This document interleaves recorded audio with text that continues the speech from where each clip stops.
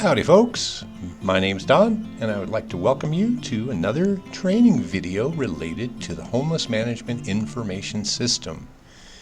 The HMIS has a variety of modules and components, and if you've been working with it for a while, you've probably seen some of our training videos and practiced a lot of skills related to putting data into the database.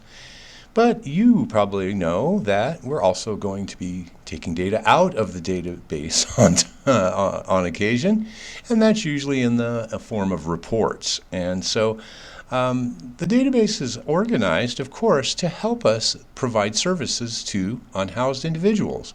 It's meant to organize our work, make sure that people can enter a journey looking for housing, go through the process, and then eventually end up in safe and stable housing. So to do that, of course, our work and all the information needs to be organized well. We need to practice good data quality techniques, and we need to protect people's personal information. So all of that information going in is highly organized, and the database takes care of that for us. But I don't have to tell anyone that occasionally we're also going to want to pull data back out. We're going to want to create reports, and those reports are used for a variety of purposes. One, we just want to check on the quality of life of some of our clients. How are they moving through the system? We also want to check on how efficient is our work being done? What is the outputs of our programs, and how is our system working? And then, of course, like always, we also need to show how we're using grant money on occasion. So many times we're going to create reports, or pull reports, as people like to say, and show how have we been using grant money to provide these services to our clients. So like usual in the big HMIS, there's some specific techniques to do that, and I hope to cover those in this video today. If you've been through any of our other trainings, you've surely seen this graphic. This is a graphic that we had made by an artificial intelligence art generator, and it sort of evokes the idea, this goal that we have for our HMIS, that it be the single point of truth in our continuum of care. And so that means that we should be able to go in at any time and determine the truth using some data and be able to tell some stories. So in order for that to happen, we have to have a high level of data quality. So a lot of our reporting techniques will revolve around what's our data quality look like. So it's easy to run a report, and we can always give someone the results of that report, but when it shows errors and missing data, that's not going to be the total truth. So we will spend some time in this video also learning how to eliminate missing data, replace it, fix errors, and create some of the stories that would really be helpful in telling the truth about our clients and our projects. So we're going to start this work like usual here at the home page of our WellSky HMIS software. So when you log in, you probably notice that your name and your role, your level of access to the database is in the upper right-hand corner here. So my fictitious case manager, Casey Managerino, is set at Case Manager 3. And there's a very common level for people to be set at as they're getting access to the database. That means they can look up client records, create client records, put people into services, all of the things that you usually do in your job, but it also gives you access to a few of the basic reports. So if you look over on the left side of the screen, you're real familiar with this black menu over here, I bet, and there's a button for reports. So I'm going to start out by clicking that, and it takes me to another place in the database. And when that opens up, you'll see I have a wide variety of reports that we can run here. Now, depending on your particular needs, you will use one or more of these, but I'm going to feature the good old APR first. So APR stands for Annual Performance Review, but it's a great canned report built by WellSky that will give us insight into a lot of the data about our agency or our programs. So I'm going to start off by clicking that button. And when I do, you're going to see a whole new set of menus related to running a report. First thing that you see is the report run history, and this is where the database keeps track of the different reports that you run over time. And that's kind of handy because sometimes you might want to go back to them or check some settings or compare a new report to an old report. One thing to remember though is that they are filled with data that was timely at the time that you ran that report. So if you ran it 3 months ago, that's what data is going to be in there. It will not update on the fly, so you'll just need to run a new report. But they're handy to have there. So as you go down the screen, you'll notice this is my chance now to name my report, and sometimes I can even put a description in there if I want to remind myself what kind of report I'm running or why I'm running it. So one of my favorite things is to run a tester outer report. And this is going to be tester outer version 2. Now I can also put a little description in there.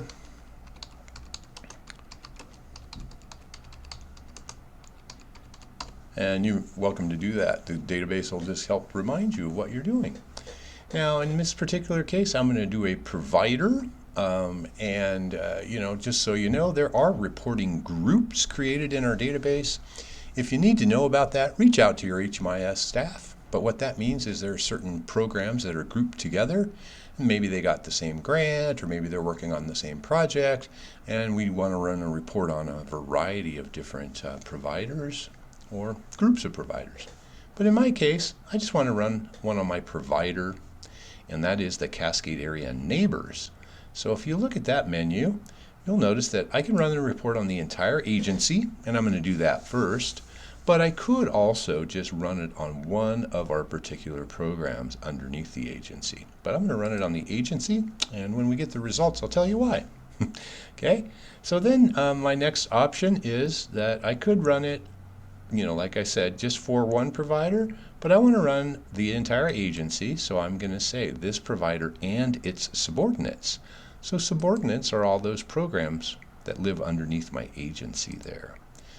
Next, I'm going to be able to put in a date range. Now, I can put in a month, a week, a year, several years if I want to, but it's common for us to worry about things like fiscal years and stuff like that. So I'm going to run a report on what's happening with Cascade Area Neighbors in this current fiscal year from the beginning, October 1st through today. Okay. Now the next thing I need to check is what are the data types for my entry exits, and for most of us that is going to be HUD. Now we do have a few programs in our continuum of care that use the RI data elements, and even some that use VA.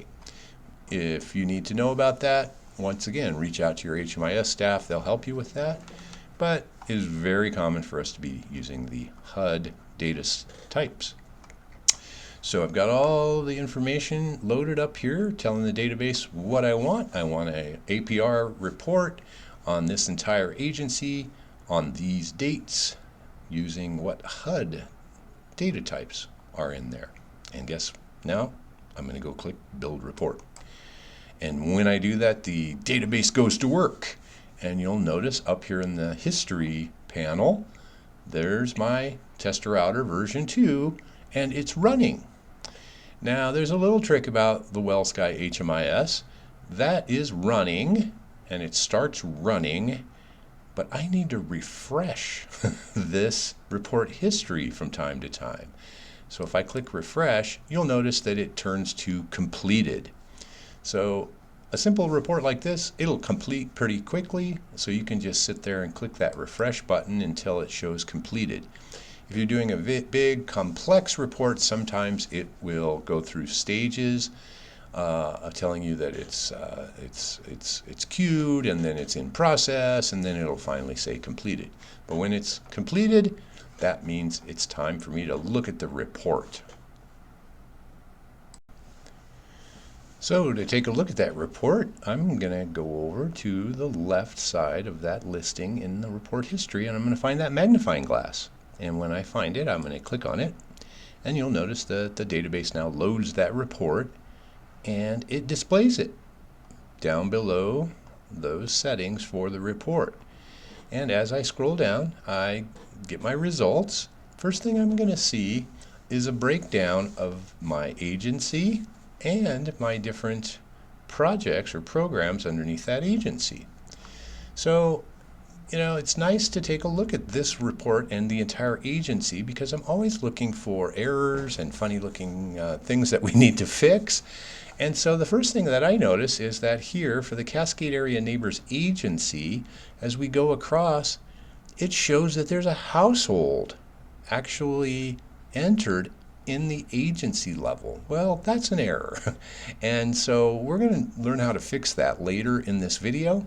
But that's one thing I'm going to want to do from time to time if I'm working for an agency is just take a look and see if any of our staff members are accidentally entering data at the agency level. If they are, then that's an error.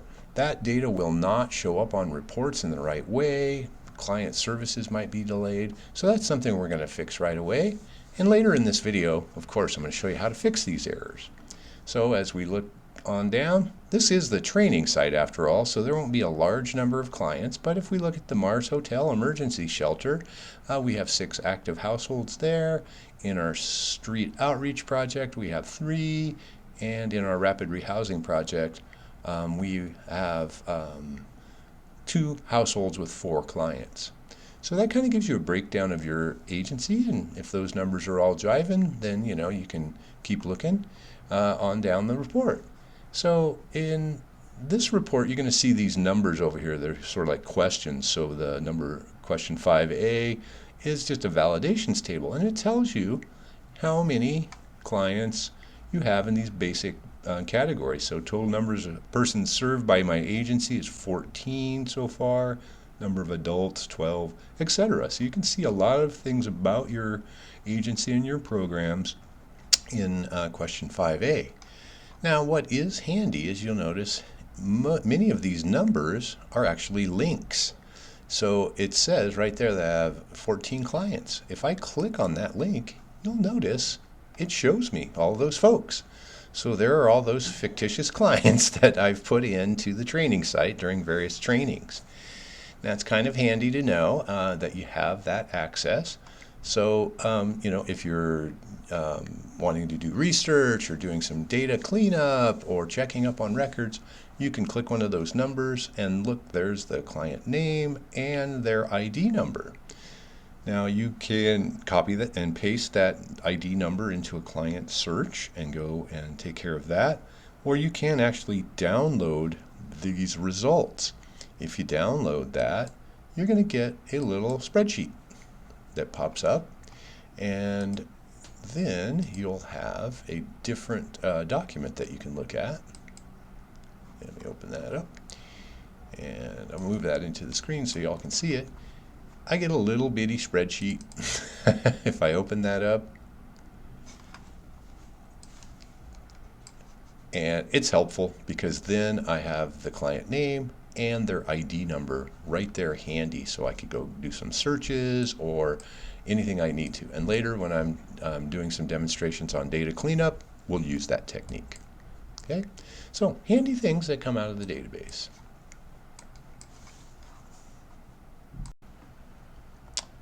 So while we're taking a look at this report, I'll give you a quick tour of the remainder. It goes on for a long ways, and depending on your role and what you're doing, you might be seeking some of this data. So I would recommend a few times to run a report and take a look at all of it.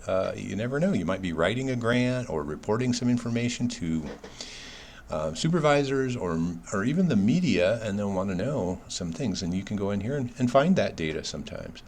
So as we scroll down past my favorite questions on number 6, we get to things like number of persons served, and then it breaks down, sometimes it has their ages and their ethnicity. And so if we keep looking, we have the count of people who are involved in the point in time count that you're serving. Our street outreach project has how many people that were newly engaged with that. You'll see that our clients are broken out by age, race and ethnicity. So there's the database does a great job of keeping track of all these things and then organizing it for us. So you might remember putting in data into HUD verification tables, and the database keeps track of that. How many people had different disabilities at the start of our projects, and what were the breakdown on those types. And so I'm going to scroll on down. I'm just kind of scanning this, so the condition of people staying. And, I have had to delve into this myself a few times when we're looking for specific pieces of data. But you'll notice there's things about income, and it just goes on and on and on. So you probably can guess now why this is one of our favorite reports. The APR gives us an incredible amount of information that we can use as we're trying to decide, what kind of choices do we need to make when it comes to serving clients, and what kind of things do we need to do, to make our programs better. And yep, it just keeps going and going, doesn't it? I'll scroll all the way to the bottom. Hopefully you're not getting dizzy, but when you run your own report, it'll be fun. You can come down and take a look and just, be proud of all the work that you're doing. All of that information that you're putting into the database is useful, and there's ways of taking a look at it and planning your work. We're not even there yet. We're going to keep going. Look at that. Ages of people, their health conditions. It is a very powerful tool.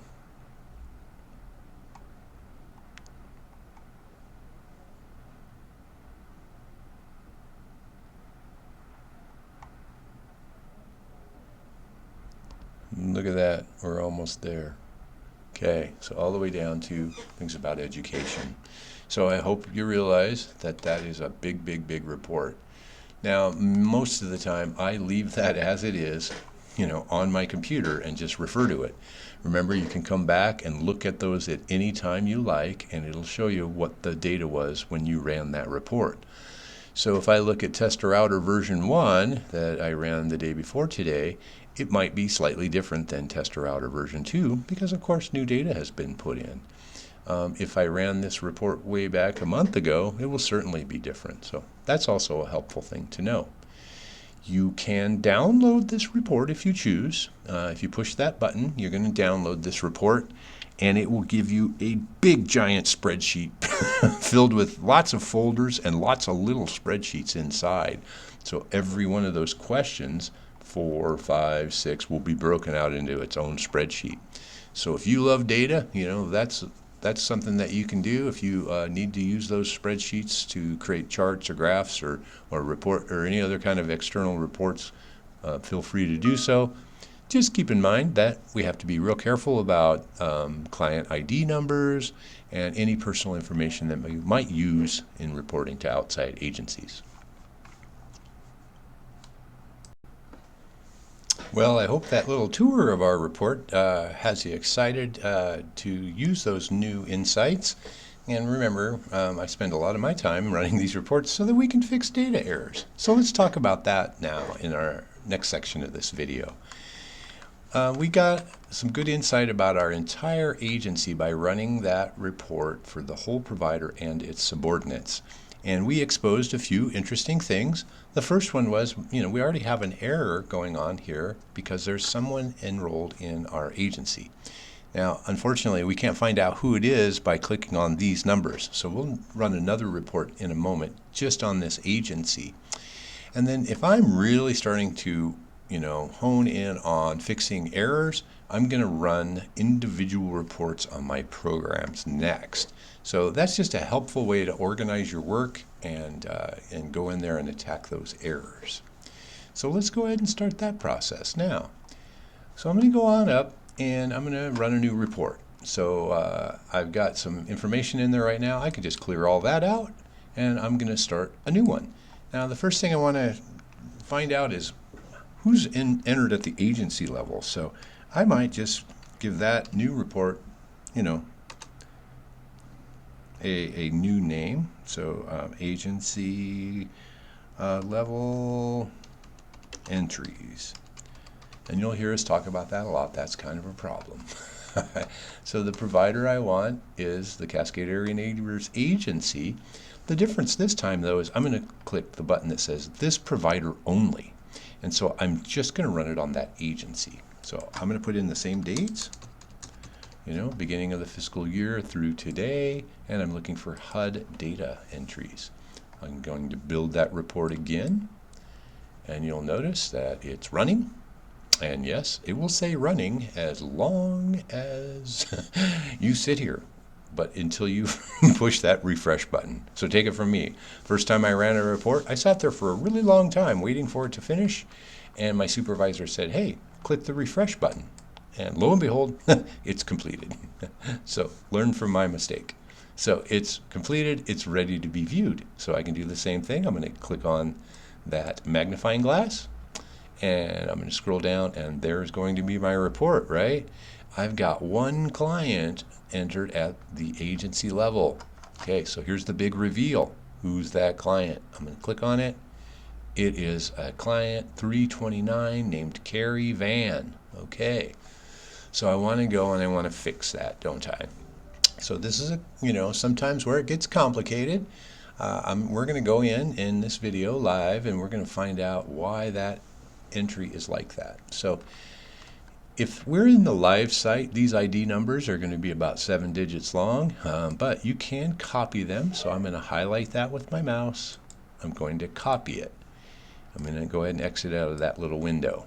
Now, here's one of the little inconvenient parts of our WellSky database is now I have to leave the report module, and I have to go back to clients. So I'm going to go on over, I'm going to click clients. I can go down here to client ID, and I can paste that ID number in there, and now I can do my search for Carrie Van. There they are, right? So if I go to the summary tab, lo and behold, look at that. Under entry exits, someone has accidentally entered them into the Cascade Area Neighbors Agency on the 26th. So this is where we get into a little internal dialogue in our agency, and we want to try to find out, okay, how did that happen? Why did that happen? Frequently, it's just a mistake. Somebody might start a record and accidentally, save it without, doing all the details. But it depends on the case. So sometimes there's mysteries to solve. I'll look at the dates sometimes and say, hey, maybe they accidentally meant to put them into the hotel here. Could have happened. Some of these dates are overlapping. But what I'm going to need to do is I'm going to need to delete that entry because that's an error, and that will cause us a problem on our reports, right? So the way to do that is to scroll up to the top of the client record, and I'm going to find that entry exit tab. And when I click that, it gives me access to all of those records. And you can see there is that Cascade Area Neighbors Agency entry. Now I can go ahead and go in and look at it. If I click the pencil and I go in, and you can see this is where they started doing this entry. There's the date. If I go to save and continue, you'll notice there is no assessment data there. There's nothing. There's really no way to find out like who did this, what were they trying to really do, and so that's a problem. But that's part of our job is to repair these things. So I don't want that in my database. I'm going to delete that. And so if I push the trash can, it's going to tell me this entry cannot be deleted because it's associated with a shelter stay. Oh, so we've dug ourselves in on a real fun issue here. I'll show you how to fix that. But sometimes, if it's a simple agency entry like that, we just delete it and we move on. But I'm going to have to click OK. Now I'm going to go to the Service Transactions tab, and I'm going to go down to View Shelter Stays because someone was trying to do a shelter stay and they accidentally put them into the agency instead, right? So here is that erroneous entry right here. Start date was the 26th, the end date was the 26th. So there's a lot of things wrong with that. We know that that should be at least 1 day. So maybe somebody was putting them in, really should have put them on the 18th and checked them out on the 26th, but we don't know. But here's where we need to get rid of that erroneous entry. So now I'm going to push the trash can. We get another warning that says, oh my goodness, this shelter stay is shared by other providers. We don't have to be concerned with that. We are sure we want to delete that. There's something wrong with that. And now you'll notice, boom, it's gone. I can go ahead and exit that. When I go back to my client record, I can paste their number back in there again. This time when I go back to their summary tab, you'll notice that that entry is gone, that shelter stay is gone. So I have fixed that one error. You will do many, and you will gain many experiences while doing so. All right, we're going to do some more in just a minute. Well, all right, let's get to it then. Let's start narrowing down some of these other data errors that we found in our first report. I'm going to go through the Cascade Area Neighbors Agency now, and I'm going to do one project at a time. That just helps me narrow things down and get a handle on what kind of data errors are we having. Are they connected maybe to an assessment type, or just start to filter out some of the problems we might be having. So I'm going to go ahead and do another APR report. So once again, I'm going to give it a quick name. So this one is just on our fictitious shelter. So this is just the Mars Hotel itself. I'm going to go ahead and make sure provider is clicked. You notice I've chosen the Mars Hotel from that list. I only want to do this provider this time.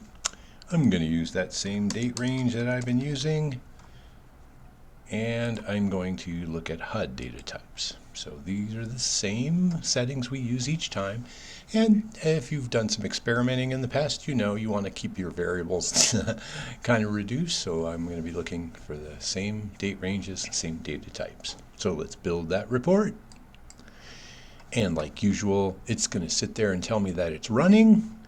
I'm going to go over and hit the refresh button, and look how fast that report is done. Now I can view it by clicking on the magnifying glass. Let's find out what we have going at the Mars Hotel. So we have 8 active households there. Looks good. There's the breakdown of who they are, what their ages are, things like that. As I come down, look at that first column, no data issues. That's great, 000. But we have some information missing there, don't we? So let's go through the process of hammering out these data errors.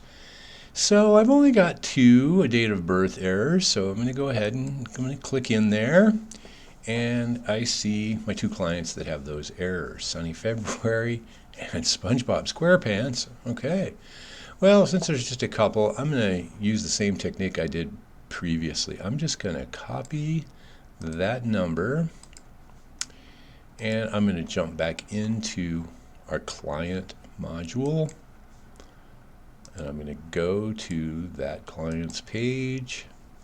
I'll go to their summary tab. Now here's one of the tricky things, is that error came from no date of birth being put in one of these entries. So check it out.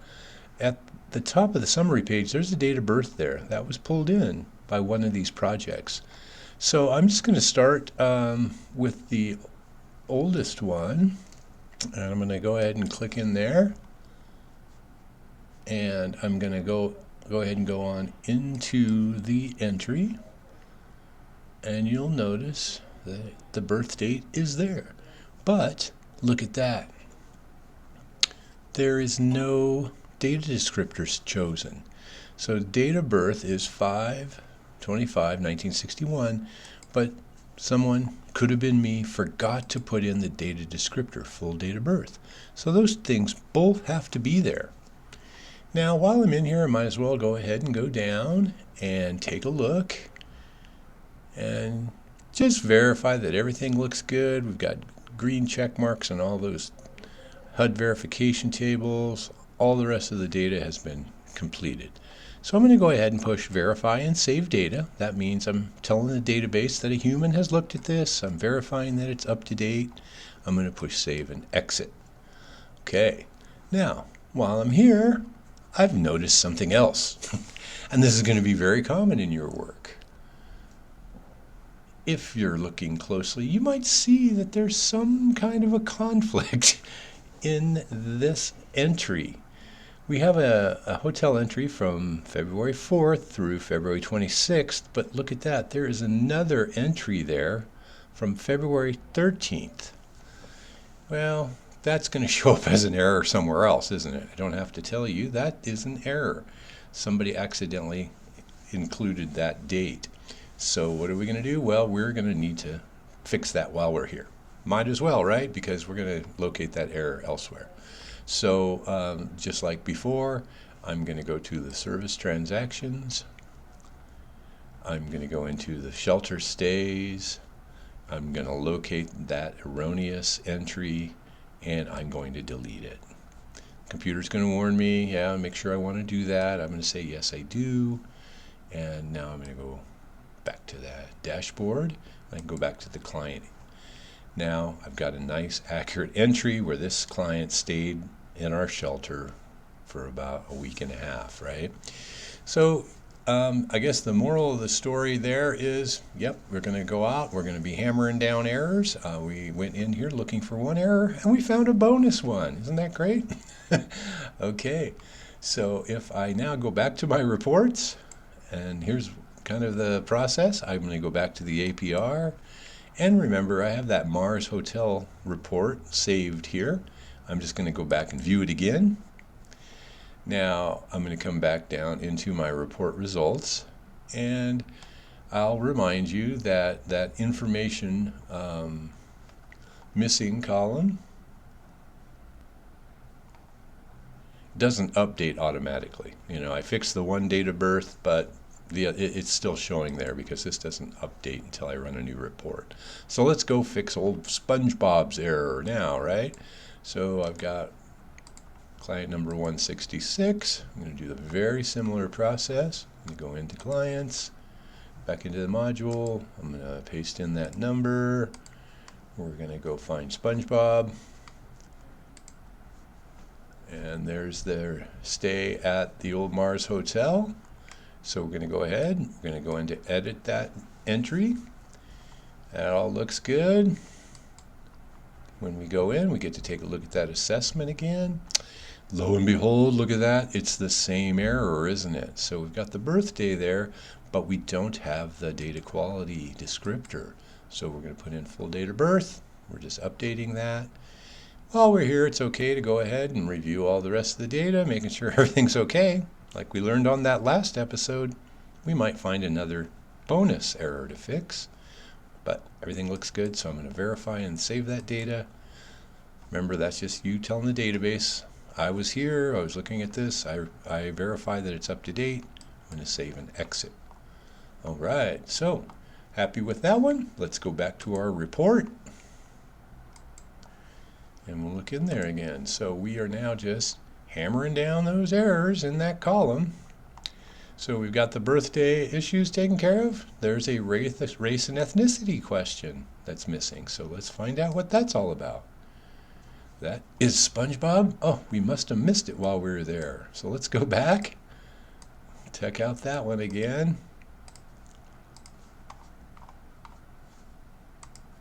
What's going on with good old client 166? So if we go into that entry again for the Mars Hotel, that's where we want to edit things. And sure enough, I must have been talking. Well, we were making a little joke during training that SpongeBob doesn't actually claim a race or ethnicity in the show if you watch, so someone typed in yellow. Well, that's going to be a case where that is not picked up by the database. It looks at that as an error. So it's one of those cases where we might just have to live with that error, or if you want to clarify with your client, you know, maybe they want to either claim one of these ethnicities, or we can use the options don't know or prefers not to answer. So to make the report happy, I'm going to go ahead and put in that information, and we'll move right along. So I guess what you might be learning is that there are a variety of errors that can happen, and we just have to use our best information and best discretion to fix them. Okay, so when I come back, I can now double check that I think I've pretty much taken care of the errors in this section 6A. If I want to check my work, well, you know what I can do is I can come back and I can just run that report again, can't I? So I'm going to give it a different name just to remind myself that I did it a second time. I'm going to use all the same settings, okay, and I'm going to build a new report. All right, building, and when I refresh that, there it is, it's completed. Let's go take a look. Got our fingers crossed, right? We want to scroll down, and what we're hoping, look at that, zeros all through that column. So the work we did is paying off, isn't it? So that's what we're looking for, is those errors to be gone. Now what happened to that one error about race and ethnicity has moved over to this column, hasn't it? That column says that there are clients that have answered that they don't know or they prefer not to answer. Now those are not errors, but HUD and many grantees and granting agencies, they want to know how many clients are telling us they don't know answers or they prefer not to answer. It's not a problem. HUD and everyone recognizes that, yep, there are going to be clients that aren't going to know the answers to our questions or they're going to prefer not to answer them. And they accept that. And I'm sure everyone has a tolerance that a few of them are going to answer like that. But if we look at a report and there are 100 clients and 87 of them said they prefer not to answer, I think a lot of people are going to want to look more closely at your records if that's the case. But right here, that's not bad. We've got 8 clients and only one of them has said they prefer not to answer. I'm very happy with section 6A. Well, now we need to move on down our report to section 6B, and we're looking in there, and sure enough, we've got a big mean looking data issue. And that data issue related to start dates, that will cause a problem on reporting if we're trying to submit this report to an agency, like a government agency or somebody else who grants money. So we got to fix that one, as you might guess. So I'm going to do the usual thing. I'm going to click on that number. I'm going to find this client, number 329. We're going to copy that, and we're going to go back to the client module. We'll go to that person's page. Looks like we've worked with them quite a few times on this data cleanup. But let's take a look at what's happening with their entries for the Mars Hotel again. So it jumps out at me right away that there might be an error with entry dates because, once again, we have overlapping dates here, don't we? So it looks like we have an entry that started on February 19th and then ended on February 25th, but then somehow, some way, they got entered back into our shelter on the 22nd and didn't exit until the 26th. So we are certainly going to need to fix that. So as you might guess, there's going to be all sorts of scenarios that you'll have to fix. In this case, we are working in the training site, so I've made up this scenario, and we'll bore down on a couple of techniques on how to resolve those, okay? So now we get to be a bit of a mystery detective, and we want to resolve what's happening here. So there's lots of different methods, but I will show you some techniques that you have in your toolbox here. So we know we can take a look at the shelter stays. Those are going to be recorded by the shelter module, or we can look at the entry exits. So I have a little bit of control here, so I'm going to click edit, which means I'm going to look at that shelter entry. They came to us on February 19th, and I have a little bit of a summary up here. They started on the 19th, they left on the 25th. The reason was they completed our program, which, in an emergency shelter, the program is just to have a place to stay. So they, though, stated that their destination was they're going to go stay with some friends in a temporary tenure. Okay, so that gives me a little clue, and maybe I need to do some investigating within my agency to see what's happening there. But I look at the rest of the record, it looks very normal, so I'm going to exit out of that. And then I can go ahead and I'm going to look at this next entry, and it says that they came to us on the 22nd. And when I go in there and look, they exited on the 6th of March. Oh, and they're going to their own rental, and now they have a housing subsidy. So that sounds like a much more stable situation. So since we're in the training site, we kind of get to make up the scenario here. And I'm going to pretend that I talked to a case manager and found out that, yes, indeed, they did go and stay with their friend, but it didn't work out. You know how it goes. And they came back to us, actually, on the 26th. And so someone just erroneously, mistakenly entered them on the 22nd instead. So the reason we're getting that error from the report is there's an overlap in these dates. So I need to fix that, obviously. So I'm going to go ahead and go into this shelter stay first. And when I click on that shelter stay, you'll notice that I can edit it. It says edit the shelter stay. So I'm going to go ahead and I'm going to change that to the 26th. So that's what's actually true. They went to stay with their friend, didn't work out. That's things do sometimes, and they came back to us. So since I'm editing that, I want to go ahead and scroll down and make sure that everything is true as of, the 26th. So all of these HUD verification tables are still true. Everything is fine. I'm going to go ahead and save and exit. Okay. Now the database is going to take a second to catch up with us. That's okay.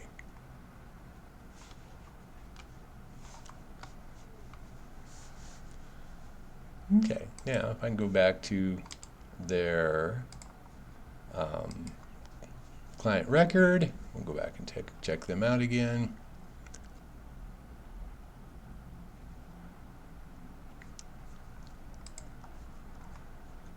It's going to update that, right? Okay, so you'll notice now that those records are looking good. And so what's important to learn in this situation is that when I change a shelter stay, you'll notice it automatically changed the entry exit, didn't it? So that's important if you're a shelter worker, that we want to always be working with the shelter module first. It kind of drives what happens here in the entry exits. So if I return to my report and I run another one, it should then reflect that. So let's do it again. And you can tell I've been doing lots of work with the Mars Hotel. So I'm on report number 7. We're going to choose them as the provider. I'm going to put in the same date. And you can tell what date I'm making this video, can't you? We're going to build that new report. We're going to click refresh. And it's complete, so we can take a look at it. And we're going to scroll on down, and what we're hoping is that that error disappeared. It did indeed. So that error about project start date is now gone. So we've done a lot of hard work. We've cleaned out all the errors in 6A and 6B now. Okay, so you know what's next. We're going to roll on down here to section 6C. And so, yeah, we've got a couple of data issues there related to income. And just like some of those from 6B, those are going to be a little tricky. We'll try to figure those out. And we have some information missing there. So that's an easy one. We'll start with that and we'll move on. So I hope you're getting the workflow here. I'm going to find out, hey, what profile is this?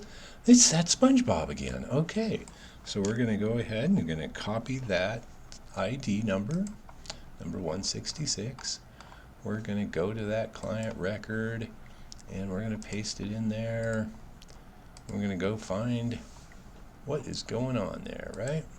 So there was a problem with their exit, right? So they stayed at the Mars Hotel from February 4th to March 5th. And we don't know what their exit destination was. So we're going to edit that. We'll go into the exit date and we're going to edit that. We'll let the old computer catch up with us again. The database goes slow sometimes. There we go. Oh my, look at that. So we're looking at the exit data, and indeed someone put something in there, didn't they? But sadly, SpongeBob just disappeared. They just didn't show up the next day. Now, that destination has been filled in, but you'll notice it's a required element, and that's really not great data. But we have no other choice but to just leave that one, you know. So this is the point in time where if we're working in a shelter, we want to really make an effort to get to know our clients and find out, you know, if and where they are leaving, what's their destination, why did they leave, and where are they going. So we're going to go ahead and save. We're going to exit on out of there. There's really nothing we can do about that piece of data. And I kind of wish I had a better explanation of that, but when we look at our report, we're looking at Mars Hotel number 7 now. That's just one of those pieces of data that it's missing. But you can take some resolve in the fact that that's not going to cause our report to be kicked back by HUD or anyone else. It's just missing information. It just happens. So we're working with a very fluid population of people. There's lots of different things that happen, lots of different stories. So we're just going to have to live with that one. We'll move on now to the data issues, right? So we know sometimes that information that's missing can be resolved. But these data issues, we have got to find a way. So let's figure out what those are. So number 1, we got 1, income sources at start. So let's click on that. Oh, it's one of my oldest clients, fictitious client. So that's client number 22. So once again, we'll copy their number. I'm going to go to their profile. And we'll look at their summary. So they have stayed at the Mars Hotel a couple of times. And so since the report doesn't distinguish which one, we'll go ahead and we'll start with the original one, right? So the first one we have is back in January. We're going to go to the entry. Because remember, if we're talking about income and disabilities and all of those things, that's going to be in that original intake assessment, the entry. So let's look in there. It is particularly talking about income, so there's our disabilities, there's health coverage, and there is our income verification chart. So let's take a look. I can see a discrepancy right away. Whoever filled this out answered no for income from any source, but look at it in the chart there. There is indeed some income listed. So our error very likely occurred because this question is not agreeing with the chart. So I'm going to answer yes there, but while I'm here, I'm going to double check. I'm going to go ahead and look into that chart and see, yeah, there's a couple of things that have happened here. This person's income has changed a few times, hasn't it? So that might be where that error came from. So they didn't have any income until January 21st. Oh, then it was ended, wasn't it? And new income was added on January 22nd. So remember at the very beginning of this video, that seems like a long time ago, but we are really have to be really aware of dates. Okay, so from September 23rd through January 21st, it was true that this client had no earned income. But then starting on the 22nd, yes, they did have some income, earned income, and it was $1,250 a month. Okay, now they also had no pension from September 23rd through March 4th. And we would expect to see some pension income entered there. So that'd be a case where we'd want to talk to our client again and our case manager and see who ended this pension income and try to figure that out later. But I've changed the chart to a yes, and I'm going to go ahead and review the rest of the data, and I'm going to verify and save, and then I'm going to exit. And I'm gonna now go with the hopes that that fixed that error. Maybe that was that error. But let's go ahead and look at our other entry now. So here we are on March 7th, and they're still staying with us. So we'll take a look, and we'll look at what the charts are saying in there, right? So remember, this is a totally different time period now. So we're in March 7th. What was true on March 7th? So once again, it said no about income. So we definitely need to change that. Right?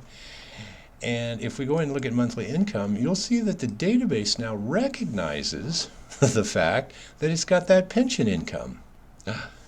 Welcome to the mysteries of WellSky.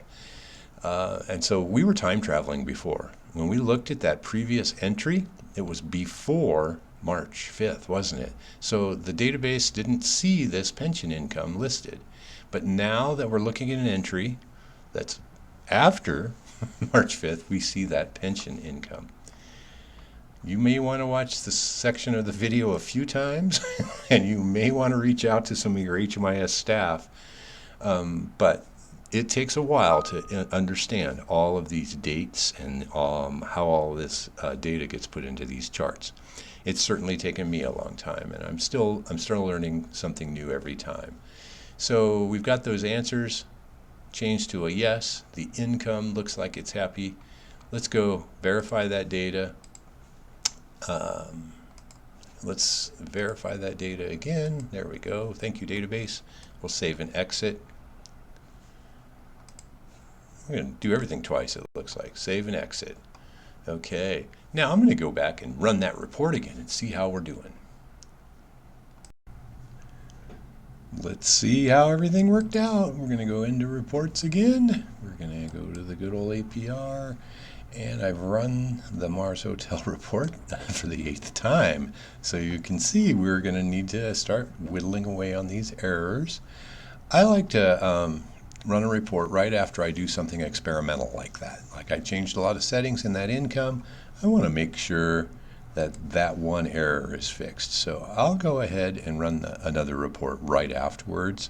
And now, drum roll please, we're rolling on down. Yes, indeed, we did resolve that issue. So there's a 0 in that column.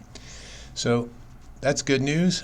We've got that one fixed. We got one more data issue in section 6C, and it's time to work on that one. So we always want to make a note. It is an error with the income and the sources of the income at exit. Well, let's go see what we can find out. Okay, let's do it. This looks like our last error for this session.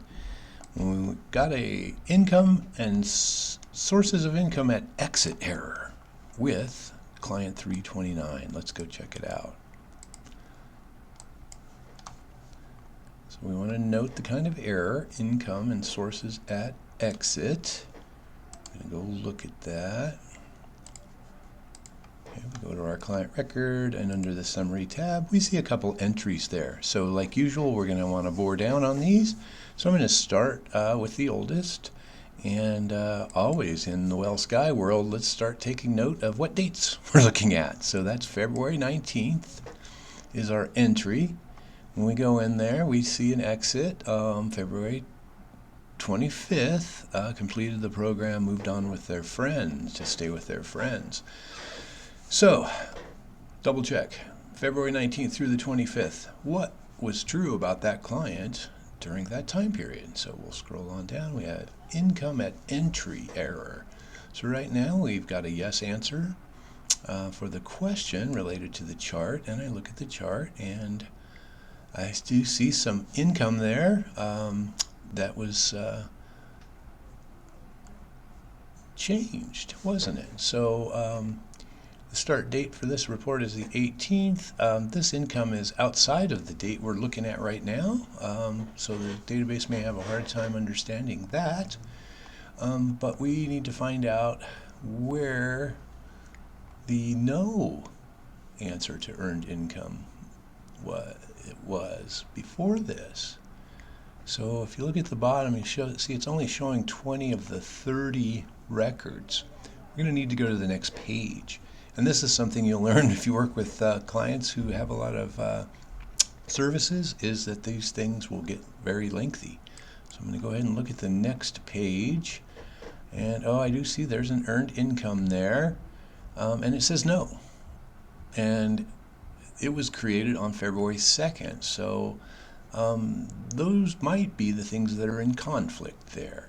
There is an earned income answer no, and it hasn't been ended or anything. And then if we go back, there's an earned income entry here that says yes on February 18th. So it's okay for us to now go in and close that other one. So we're going to note this date, February 18th. I'm going to go into this record, and we just need to kind of go back in time and say, well, that should have ended on February 18th. Let's go in there. We'll edit that. And essentially what we're saying is we're putting an end to that no answer on February 18th. I'm going to save that change that we made. See how that shows up in our chart now. So for whatever reason, that might not have gotten done at one time or another. So we'll double check that there are no other conflicting sources of income. I don't see any others, just earned income. Now be diligent. Sometimes you'll see, a pension or child support or something in here that's got the same issue. Needed to be changed, needed to be ended. Okay? So we're going to go ahead and exit on out of there. That's the entry for this particular stay at our shelter. We're going to go on down and always verify and save that new data. Save and exit, and on out of there we go. So let's go double check that second entry now. So there is the entry a little bit later. If you remember the scenario we made up for this client, they moved out of our shelter, went to stay with some friends, didn't quite work out, and they came back to our shelter. So let's see what happened on that second entry. We'll go in, and if I'm the case manager, I know exactly what this client's story is about their life and their income. But if I'm a outside person or a tech person or a data person just looking at this record, I have to be kind of a sleuth now and figure that out. So we always want to note now that we are looking at this date range. February 26th through March 6th, okay? And so this is the time they stayed with us, what was true during that time. The other thing to note is, what day are you looking at this record? And the date for the recording of this training session is March 19th. So I'm in the real world with my database on March 19th during the recording of this. So I am also looking back in time. So be aware of dates. We'll say it many times. WellSky is all built around this timeline. So let's go on down there and look at income again. So we've got a yes answer. We're going to look into the monthly income charts. So we see yes, as of March 5th, they are getting an earned income. Let's double check that change that we made. So I am a confident human right now that this previous no answer was ended, a yes answer was started the day after, and it is currently, it ended. It was current until March 5th, so someone has put an end on that yes, haven't they? So that yes answer is now ended. Our job is to add a no starting on March 6th then. So let's add one. I'm going to go in. Now you'll notice the start date gets pulled from the record, so we need to change that. We're going to make that March 6th. We're going to call this the earned income statement, right? And we're going to go on down and we're going to change that to a no answer. Okay? And save.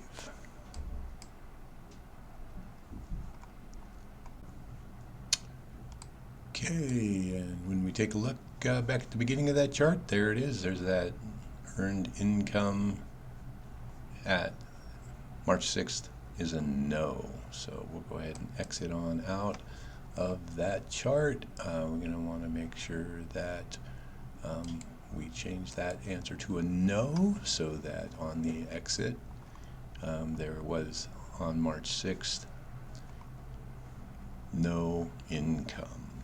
So we're going to push verify and save data, and we're going to save and exit, and then we're going to cross our fingers, save and exit out of this client's file, and we're going to head back to our report section, and let's run a new APR.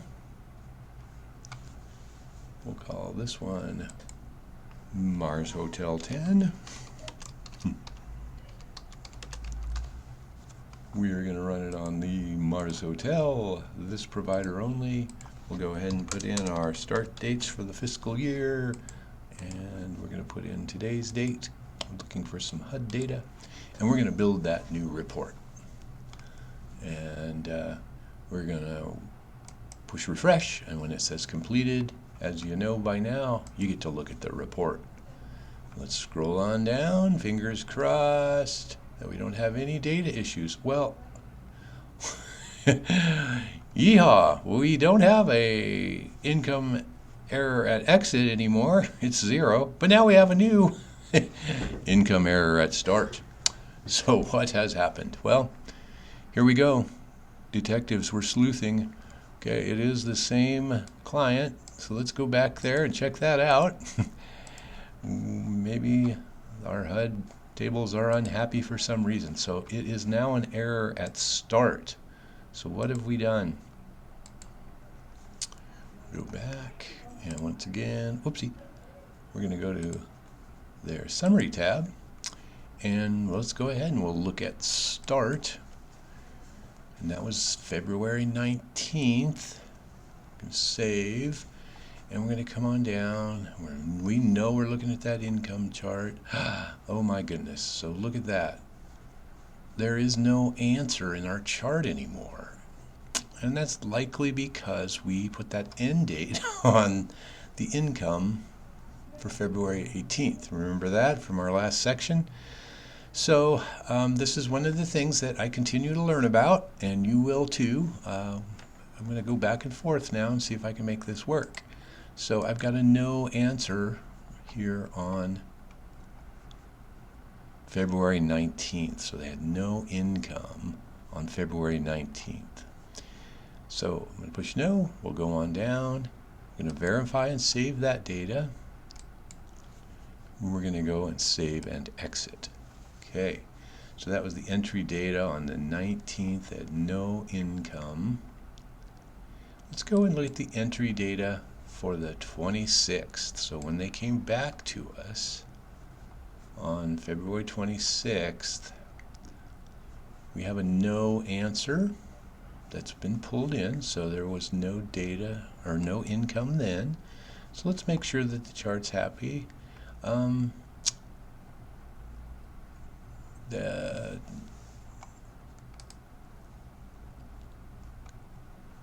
no answer should have been ended on February 18th,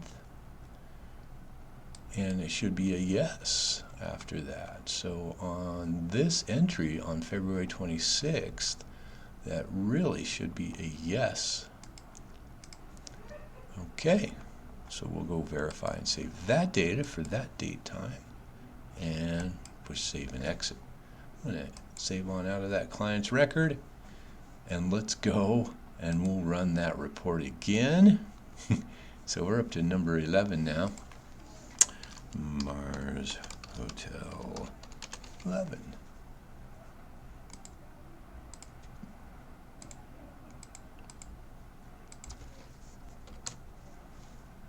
Oops.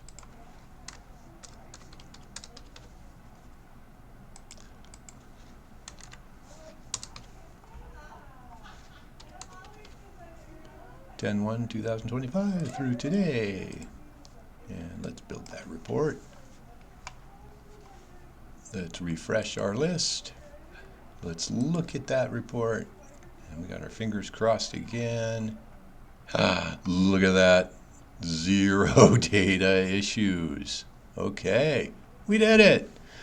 Well, I hope that you're learning a little bit about tracking down these errors. I've been doing this for a little while now, and I've kind of got to where I can create zeros in my data issues column. There may be better ways. I continue to learn, and I would encourage you to do the same. So reach out to me or anybody in the HMIS staff world, and we'll be happy to help give some advice on that. But if we were running reports at our agency and we were doing data cleanup, right now we would be really happy. We have a report that has no data issues in any of these columns. We don't have any missing data in our statements about chronic homelessness. And we can take a look at our data timeliness, and we could be pretty happy that a higher percentage of our entries are happening within 2 days. But there's always something to work on. We've got a few older ones down here, and we'd like to kind of clean that up. So like always, keep working at it, and if you learn any new tricks, please let me know. I'd like to have some new tricks myself. Well, after all that work, we can now certainly claim that our training site shows the single point of truth as it relates to the Mars Hotel.